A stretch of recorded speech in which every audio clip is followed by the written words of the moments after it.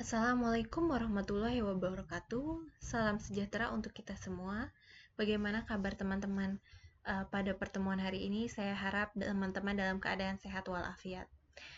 Uh, Menyambung dari materi sebelumnya mengenai perekonomian terbuka, kita akan membahas materi selanjutnya yaitu keseimbangan perekonomian terbuka. Keseimbangan perekonomian terbuka. Dalam perekonomian tertutup, kita mengenal 3 komponen, yaitu konsumsi, interest, dan government expenditure. Sedangkan dalam perekonomian terbuka, bagian output untuk domestik dan sebagian diekspor ke luar negeri, sehingga komponen bertambah menjadi konsumsi, interest, government expenditure, dan ekspor impor. Sehingga consumption atau C sama dengan konsumsi barang domestik ditambah dengan konsumsi barang luar negeri, di mana interest adalah sama dengan bunga untuk barang domestik dan bunga untuk barang luar negeri. Selanjutnya ada pengeluaran pemerintah, di mana pengeluaran pemerintah ini juga meliputi pengeluaran pemerintah pada barang domestik dan pengeluaran pemerintah dalam barang luar negeri. Kemudian ekspor. EX sama dengan ekspor atau pengeluaran luar negeri untuk barang domestik, dan IM adalah impor, di mana konsumsi barang luar negeri ditambah interest atau bunga luar negeri ditambah dengan pengeluaran pemerintah luar negeri sama dengan pengeluaran domestik untuk barang-barang luar negeri. Nominal exchange of rate atau kurs nilai tukar nominal.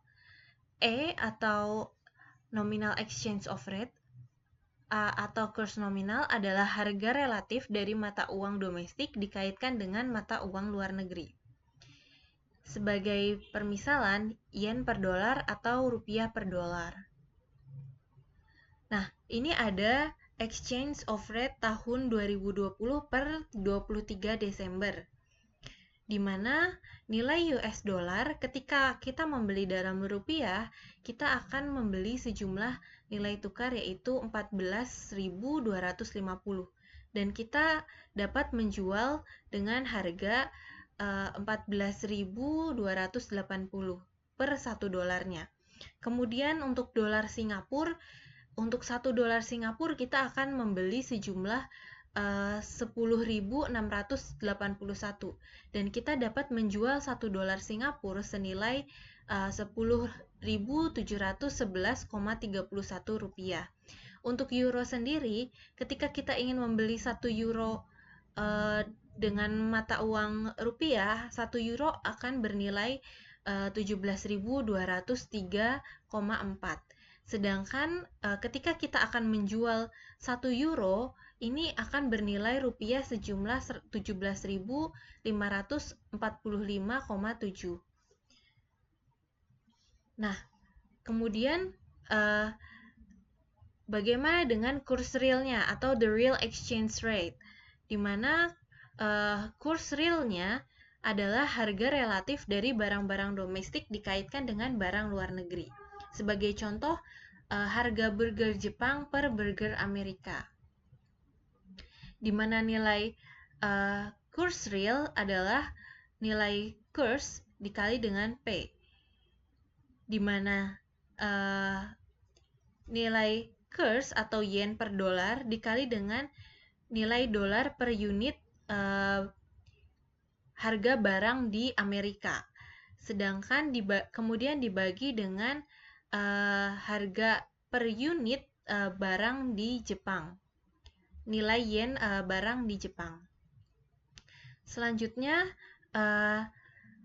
yen per unit dolar goods atau yen per unit dolar Amerika suatu barang. Jadi barang tersebut harganya di dalam yen jika disamakan dengan barang tersebut pada nilai di Amerika.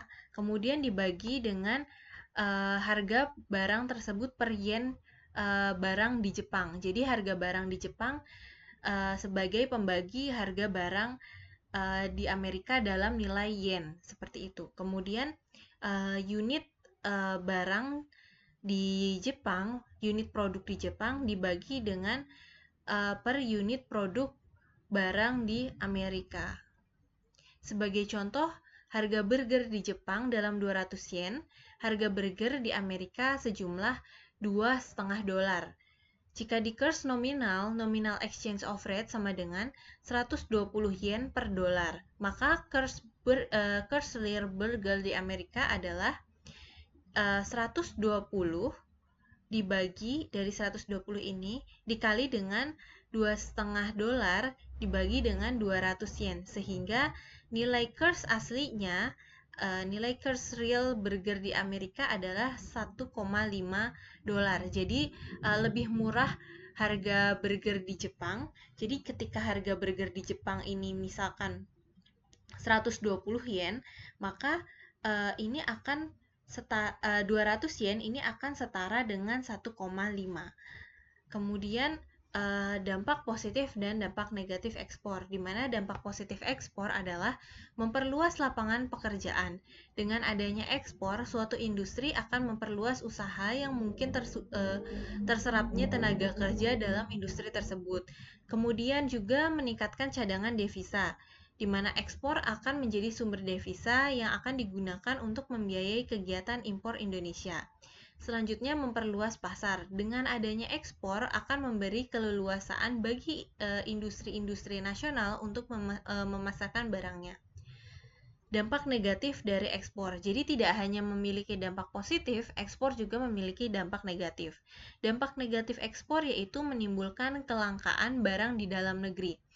Tanpa pengaturan yang baik, ekspor bisa menimbulkan kelangkaan barang di dalam negeri. Sebagai contoh, dulu sempat ada tren ekspor pepaya California dari Indonesia. Nah, pepaya California yang diekspor dari Indonesia adalah pepaya California dengan grade A dan grade B. Lalu yang dijual di Indonesia dalam negeri sendiri adalah grade C. Sehingga di Indonesia akan mengalami kelangkaan atau berkurangnya kualitas pepaya California yang dijual di dalam negeri sendiri, karena yang kualitas baik atau grade A dan grade B sudah dijual ke luar negeri. Kemudian menyebabkan eksploitasi besar-besaran sumber daya alam. Dengan adanya ekspor akan menyebabkan eksploitasi besar-besaran terhadap sumber daya alam yang kita miliki. Jadi pengusaha yang ekspor bisa saja seperti pertambangan, barang tambang yang akhirnya dieksploitasi di negara kita kemudian dijual ke luar negeri, seperti itu. Kemudian dampak positif dan dampak negatif ekspor lainnya. Dampak positif yang lain adalah meningkatkan kesejahteraan konsumen. Dengan adanya impor barang-barang konsumen, masyarakat Indonesia bisa menggunakan barang yang tidak dapat dihasilkan di luar negeri. Meningkatkan industri dalam negeri. Dengan adanya impor,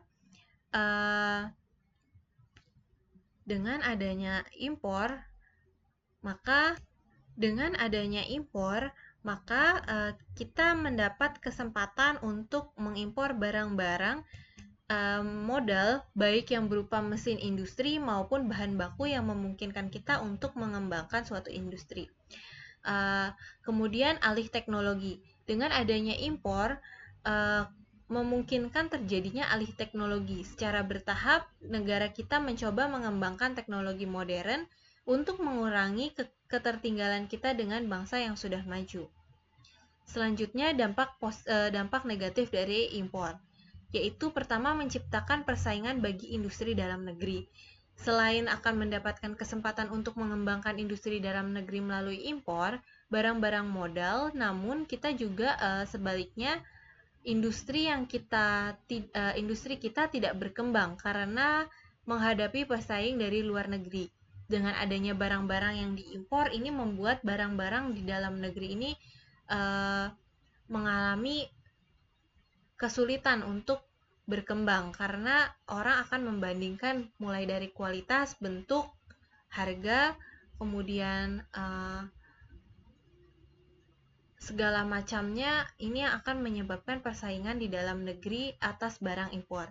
Kemudian menciptakan pengangguran. Dengan mengimpor barang dari luar negeri, berarti kita tidak mempunyai kesempatan untuk memproduksi barang-barang tersebut. Sama artinya, kita telah kehilangan kesempatan untuk membuka lapangan pekerjaan yang tercipta dari proses memproduksi barang tersebut. Kemudian konsumerisme. Konsumsi berlebihan terutama untuk barang-barang mewah merupakan salah satu dampak yang dapat diciptakan dari adanya kegiatan impor barang. Perdagangan luar negeri dan pertumbuhan ekonomi. Kaum klasik berpendapat bahwa perdagangan luar negeri sebagai engine of growth atau penggerak pertumbuhan ekonomi karena peranannya sebagai yang pertama, mempertinggi efisiensi penggunaan faktor produksi. Yang kedua, memperluas pasar produksi dalam negeri. Yang ketiga, mempertinggi produktivitas kegiatan ekonomi. Kemudian ada kebijakan fiskal dan moneter dalam perekonomian terbuka. Yang pertama, kebijakan menekan pengeluaran atau expenditure dependency policy. Yang kedua adalah kebijakan memindahkan pengeluaran atau expenditure switching policy. Kemudian menekan pengeluaran atau expenditure dampening policy. Yang pertama ada menaikkan pajak pendapatan, kemudian menaikkan tingkat suku bunga, mengurangi pengeluaran pemerintah. Kebijakan memindahkan pengeluaran di mana expenditure switching policy antara lain menciptakan perangsang-perangsang mengekspor, kemudian melakukan devaluasi. Sekian yang dapat saya sampaikan. Jika masih ada kurang-kurang, saya mohon maaf, dan jika ada pertanyaan dapat dilakukan di forum diskusi.